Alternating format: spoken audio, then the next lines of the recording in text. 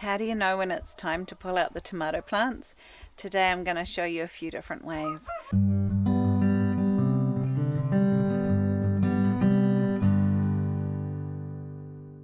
One of the first things you can look for is the vines themselves actually starting to die off. Now I think these ones have actually succumbed to blight. You can tell they've got tiny little black dots all on them. They're all just kind of shriveling up and dying. They will also sort of do this when the weather's getting too cold. These were our Roma tomatoes, so these are a bush tomato, so they naturally will fruit and then just die. So they of course have done well and truly finished their fruiting, and they have started to die off. One of the other things we're really struggling with in here is at this time of year is mice, and actually I think it might be rats, because look what I found in the garden yesterday. Something is eating a lot of our fruit. So the few that we are coming across that are ripe, a lot of them actually have already been half eaten. You can see down here, these are the ones that they've eaten and they've fallen off. And another sign that it is time for them to go is instead of ripening,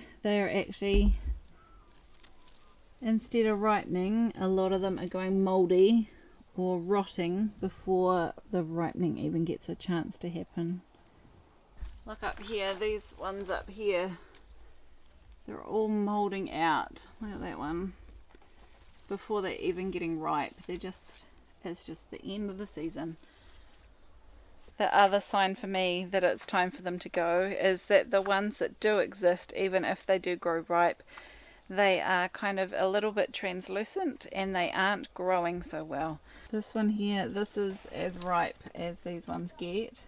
You can't tell it on the camera, but they don't have the integrity that they usually do, and they don't store well. You bring them inside and they split almost straight away. And for us, the main big sign that it's time for the tomatoes to go is that our undercrops, the ones that we're going to be using for the winter, have got to the point where they need the space. So this is a cauliflower that I just snuck some seeds in between these tomato plants a couple of months ago, and look how big and lush they're getting.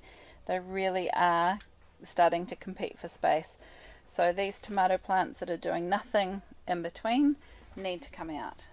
Now if you remember a video a few weeks ago about interplanting between them, even the seedlings that I put in are starting to get to the point where they could do with the space as well.